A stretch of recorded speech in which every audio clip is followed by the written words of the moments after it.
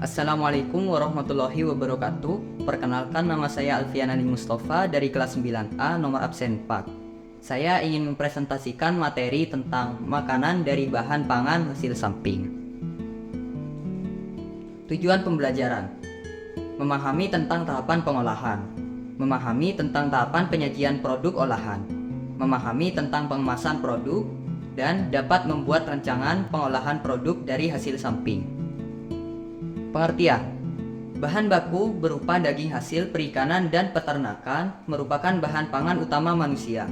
Sedangkan bagian tulang, kulit, jeroan, kaki, dan sisik bagian tubuh yang jarang dimakan, tetapi masih dapat dimanfaatkan sebagai bahan hasil samping dari hasil perikanan dan peternakan. Masih memiliki kandungan gizi sehingga dapat dimanfaatkan hasil samping pangan. Jenis dan manfaat: kepala ikan memiliki nilai nutrisi yang hampir sama dengan bagian tubuh utama di mana terdapat daging ikan.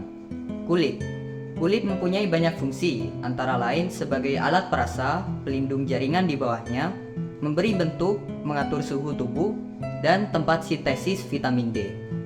Ceker ayam mengandung protein, kolagen, zat kapur atau kalsium, dan kartilago.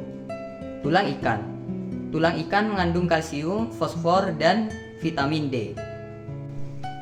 Tahapan pengolahan perencanaan: 1. Menentukan bagian-bagian yang akan digunakan untuk membuat produk pangan hasil samping pengolahan hasil perikanan. 2. Menyusun rancangan produk yang akan dibuat. 3. Menyusun kebutuhan alat dan bahan disesuaikan dengan produk pangan hasil samping pengolahan dari hasil perikanan yang ingin dibuat. 4. Menyusun jadwal pembuatan produk pangan hasil samping pengolahan hasil perikanan. 5. Menentukan tugas setiap individu. Bahan dan alat. Bahan: tepung kanji, tulang ikan, bawang merah, bawang putih, minyak goreng, merica, bubuk, dan garam secukupnya. Alat: blender, wajan, baskom, spatula, serokan, panci, dan kompor. Proses pembuatan: 1. Awalnya tulang dan kepala lele dicuci sampai bersih, lalu kemudian direbus selama beberapa jam sampai tulang menjadi lunak. 2. Setelah itu, pada proses blender ini menjadi tahapan paling memakan waktu lama dibandingkan proses lainnya, karena tekstur yang keras sehingga tidak mudah dihaluskan meski sudah direbus lama. Pemblenderan dilakukan sampai halus. 3. Pemberian bumbu juga dilakukan saat tulang di blender atau dihaluskan agar bumbu lebih merata. Bahan bumbu yang digunakan terdiri atas bawang merah, bawang putih, garam, dan rempah-rempah yang dihaluskan. 4. Selanjutnya adonan tulang yang telah halus dicampur tepung kanji, lalu ditambahkan air. Setelah itu diaduk sampai rata dan adonan dibuat gulungan. 5. Kemudian dikukus selama 15 menit sampai pulen. 6. Setelah itu gulungan dijemur di bawah sinar matahari selama setengah hari. 7. Langkah selanjutnya dipotong tipis-tipis membentuk lingkaran.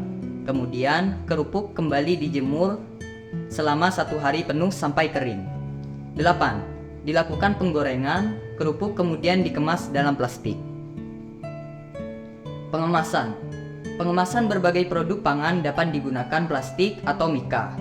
Yang harus diperhatikan dalam pengemasan adalah proses perekatan kemasan.